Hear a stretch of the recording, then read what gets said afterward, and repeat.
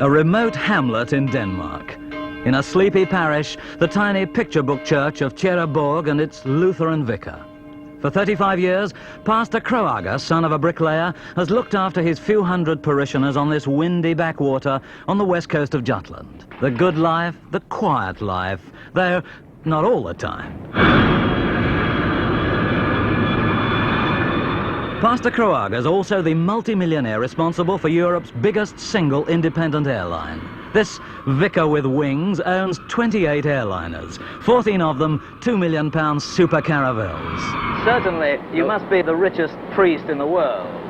I've heard about, I don't know the other priest in the world, but I have heard and read about it, that I should be the richest. I'm not interested in this, but perhaps I am. Perhaps. There's no perhaps about his fleet of 65 pale green touring coaches, his 4 large hotels, or about his 2 catering companies with assembly line smorgasbord, which produce 100,000 airline meals a day.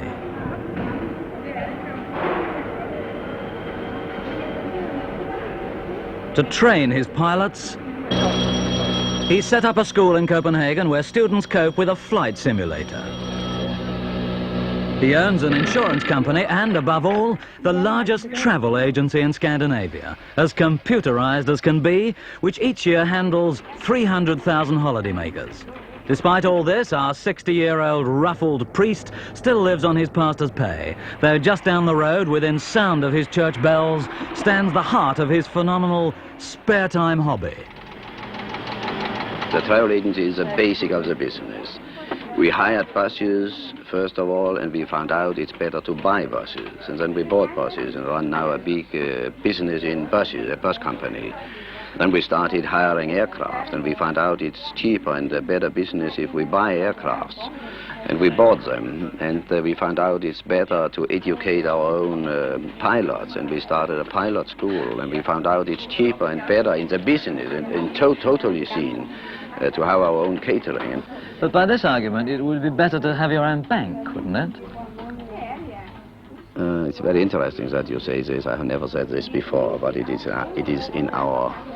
Can I whisper this to you? Yeah. In our thought too, in our planning too. Oh, you're going to have a bank? Don't talk about it. Don't talk about it. His extraordinary story began in 1950, when the pastor was eager to see the world, but too poor to afford a holiday. To wangle a free seat for himself, he organized a group of parishioners and guided 2 coachloads to Spain. The bookings went well until they reached Segovia, when the pastor fed his flock in the wrong restaurant, and the angry owner of the right restaurant turned up with 72 uneaten meals. And I said, yes, excuse me, but what was the price for this? It was so much. I said, okay, here you have the money. Are you satisfied? Yes, I am. I said, but then the plates and the fruits and the cakes and everything is mine. It's mine. Yes, of course. Can I have your waiters then? Yes, of course. Please follow me. And we went in a big procession along the street to the restaurant, the other restaurant. They were out in the buses now, and I said, please, eat, please. And it cost us about 1,000 Danish crowns. It was the only fault in our calculation. That's £50? About £50, yes. So that must be one of the most profitable mistakes that has ever been made. Yes, you are right in this, yes, yes.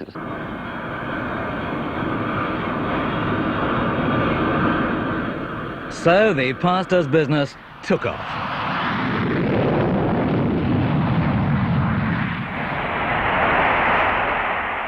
Around the world, many private airlines have gone bankrupt waiting for passengers. The pastor worked the other way. He had the passengers waiting, then bought the aircraft, and last year filled 1.5 million flying seats.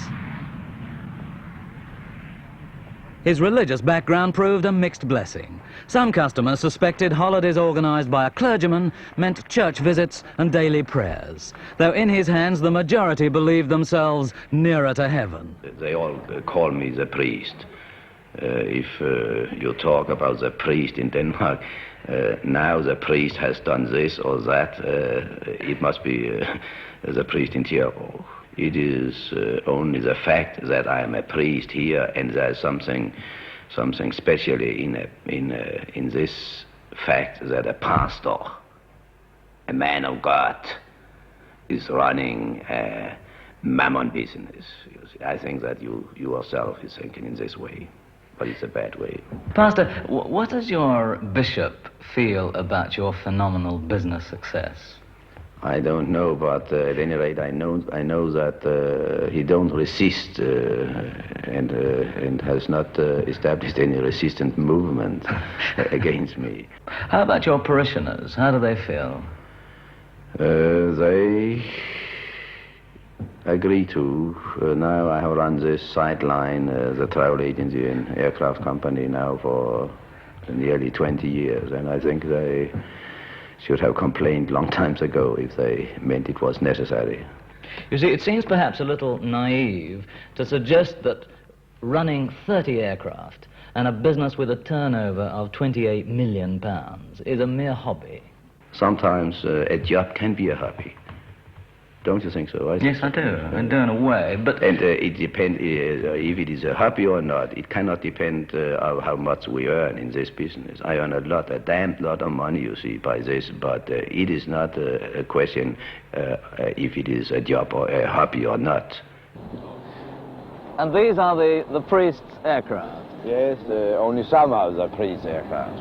Now, if you're such an efficient airline, why is it they're all on the ground? Why aren't they up flying and earning you money? I think that 15 or about 20 of our aircraft is in the air. It's only the rest of them you see here. The pastor's holidays are incredibly cheap, for he deals directly with the public, cutting out the middlemen, the travel agents with their 10%. To British tour operators hamstrung by regulations protecting scheduled airlines, his prices are unbelievable. 8 days in a first-class Italian hotel with jet flights and all meals for 27 shillings a day all in. Or 30 days right round the world in top hotels for half the scheduled airfare. So few of the jets of the Heavenly Travel Bureau with hellishly low prices take off with an empty seat. Vi byder dem velkommen på Sterling Airways Supercaravelle. Vi beder dem venligst spænde deres sikkerhedsbælter. Tak. It seems to me, Pastor, that in many ways your companies are remarkably amateurish and almost slapdash in the way they run, and yet they seem to work. I'm not quite sure why. They're fantastic. But why? Why? I think that we have very skillful people as directors and people collaborating with us here. I get the feeling you're protected from above, you know. It's a very good feeling, and I think you are. Not because you are sitting here by my side, but I think you are. Pastor, you have, at the latest count, 14 jet airliners. You've got 4 stretched caravels on order. You've got 14 propeller aircraft. You've got 4 hotels, a staff of 2,300, a handful of companies, and a turnover of £28 million a year. Yes. It's a phenomenal company. It is, yes. We are surprised, too. Say you've got this profit of £7 or £8 million a year. What happens to it? What do you do with it? Yes, I could do a lot of things with this money. You see, I could eat. It's impossible to eat them up or drink them up. But whatever we earn in our companies, we put in buying aircraft or building buildings and so on. You see, I mean, you obviously don't spend the money on yourself. I can see that. You don't go in for luxuries yourself. You don't live at a very great style. No, because I don't like to live at a very great style. If I wanted to do this, I would do it, and I have money enough to do it, but I don't like to do this. I don't like to. I have enough. My living standard is as I want to have it. Why should I then change my living standard because I'm earning a damn lot of money? In the vicarage he came to 35 years ago, the pastor's wife must think hard to recall her last luxury, a modest coat of Persian lamb. I'm 65 now, and I had my first when I was 50. Yes, no. And my husband said, "Oh, my darling, now are you really elegant?" And he don't mean it. No. So your last extravagance was 15 years ago. Isn't there something that you would like to have now? A colour television or a bigger car or... Yes, my husband has a birthday in February, and then I will give him a coloured television, but he must pay itself because I have not money for myself. We have only one thing which we like to buy, really like to buy, this house. It is our only thing we really wish. It's all right. The parishioners were happy to share your husband with you. How do they feel about sharing him with a travel agency? A little proud. The object of their affections eats in his kitchen, but resists cooking, despite the advertising. He has been known to wash up with the help of their entire staff, an au pair girl, just as he did in the days before Scandinavia's travel business was pasteurized. My husband said he would give me first today. I said, no, why? Every day you take first. Yeah. During the war, the German army occupied this house, and the pastor, having helped a Gestapo victim, thought it wiser to escape to Sweden. His wife, less fortunate, was imprisoned. Today, she's the power behind the pulpit. Shall we hear the sound?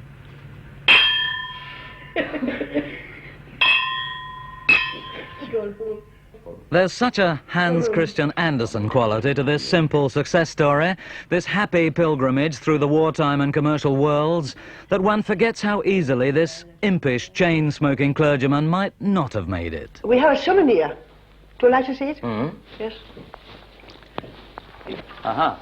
What do you call him? Eagle. Eagle. The German eagle. And Yes. you keep it covered by a gentle scene of Jutland, I see. Yes.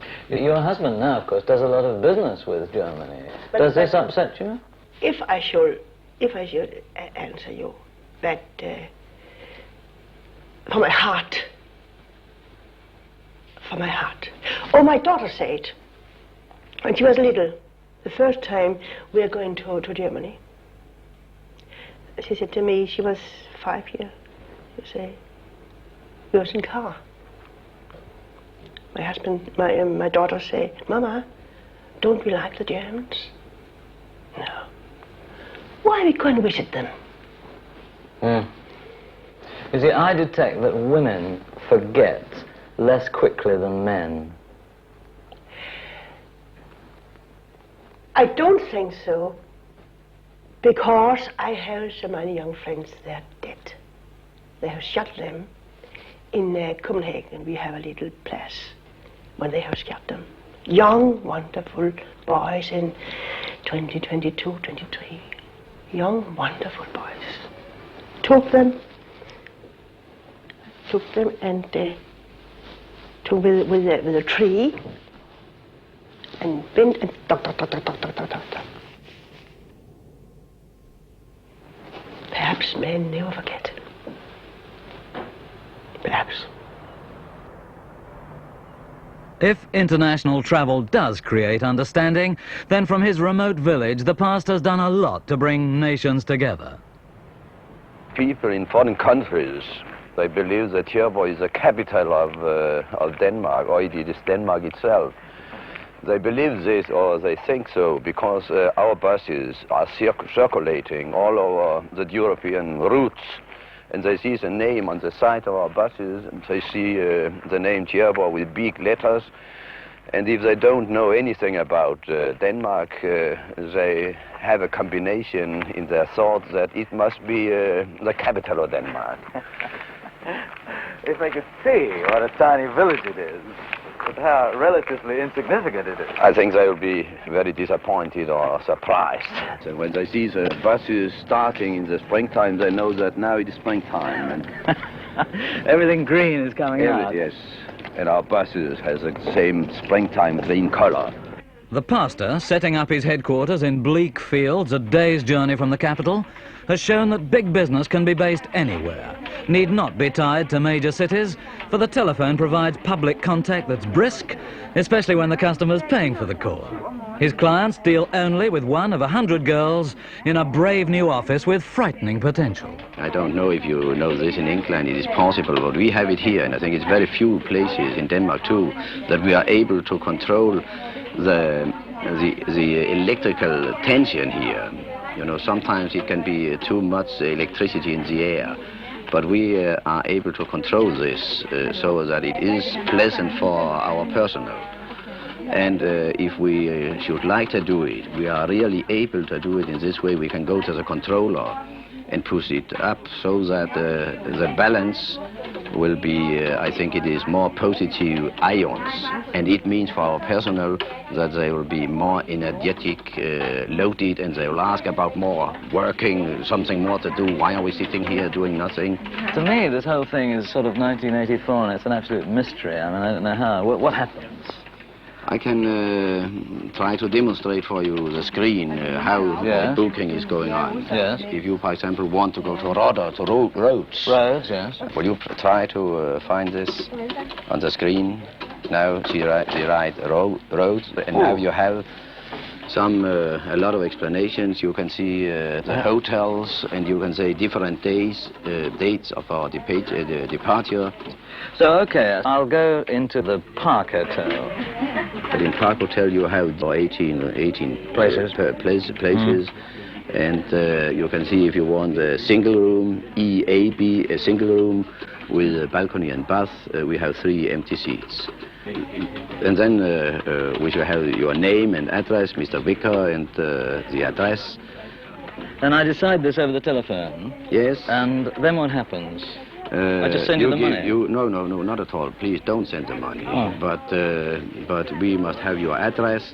And now she puts the button again, and 2 different invoices, the blue and the green, will go out from the basement under here to the guest. And in this you'll read, you have to pay 100 crowns as a deposit, and a month before departure you can use the blue one for the rest.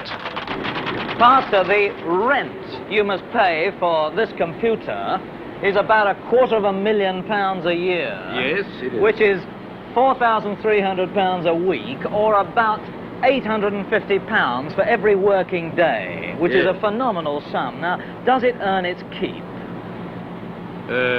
We started, first of all, by calculating this. And we reached the same figures as you have here, and they are completely right. We studied it carefully.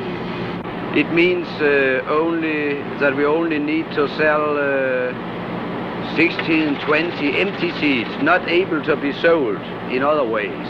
And we have the money back again. Only between 10 or 20 empty seats, and we have the money back. And 10 to 20 empty seats, it is not a very big number. Not if you're handling 300,000 a year. Yes, it's not a big number. And we know that it has already shown its rise here.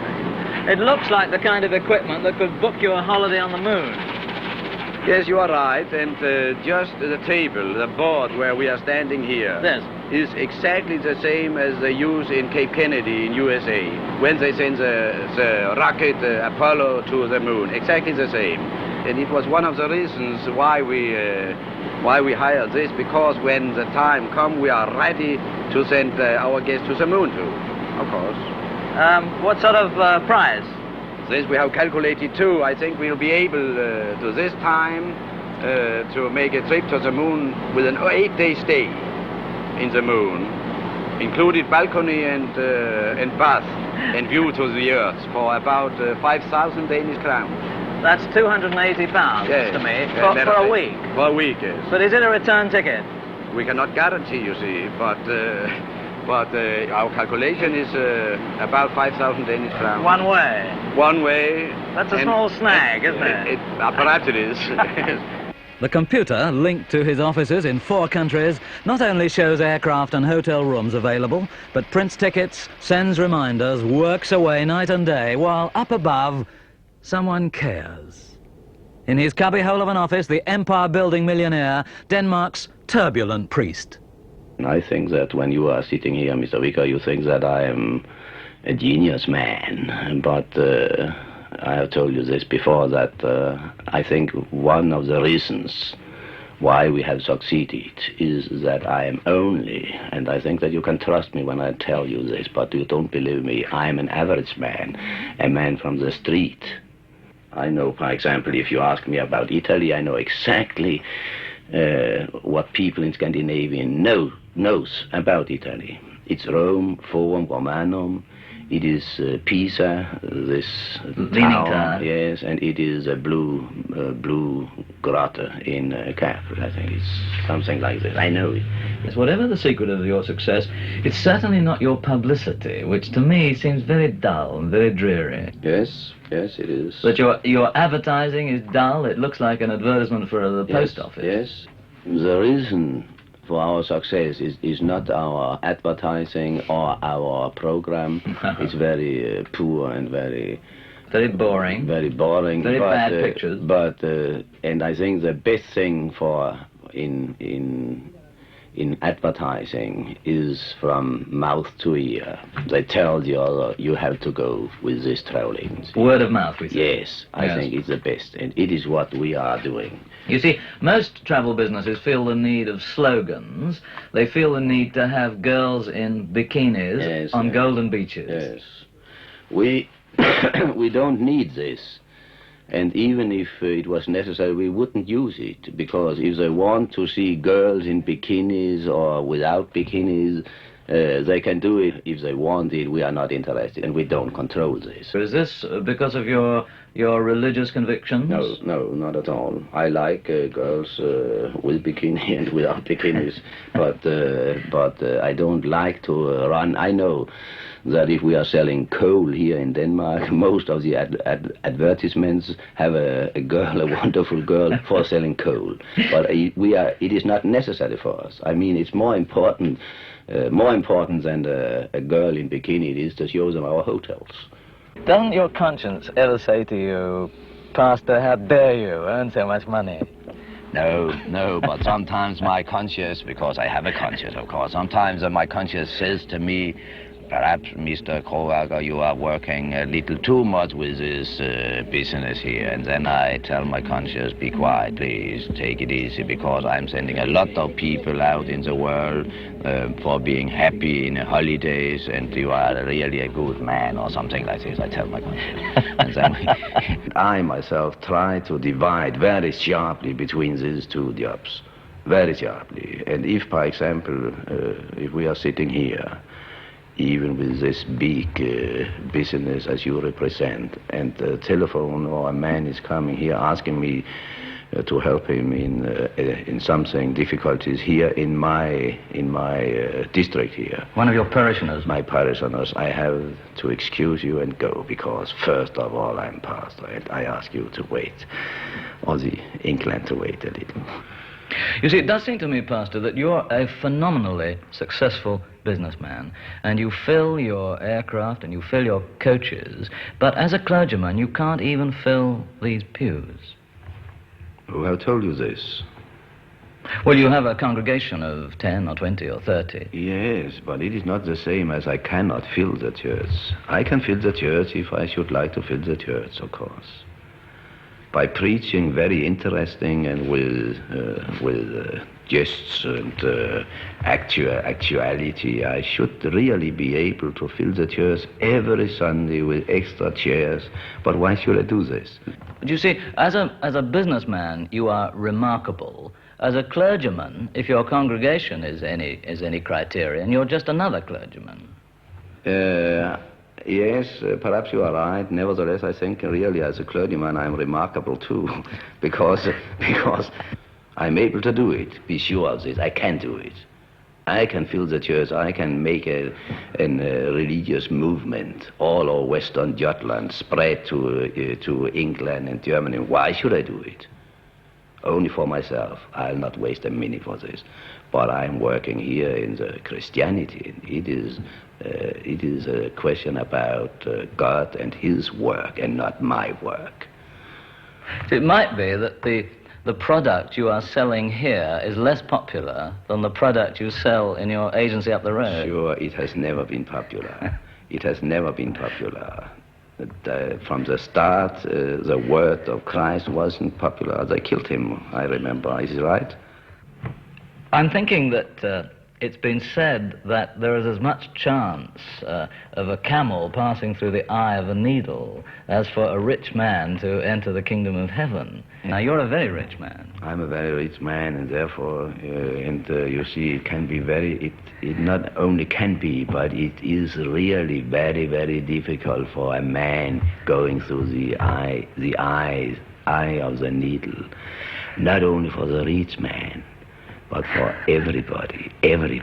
Are you rich, are you poor? It is impossible to go through this needle eye. But for God, everything is possible. Thanks God for this. You think, perhaps, that the disadvantages of your wealth may be overlooked? I think so. I don't think that our Lord is sitting and figuring out 1,000 or 1 million or 10 million. Go in, please, if you have. I don't think so. I don't think so. Now, as a multimillionaire, Pastor, how do you feel about your chances? They are not even 50-50, but say between us two, you see, I think it's impossible. Completely impossible. But thanks God, I should have the chance to go in. I think so. Hope so.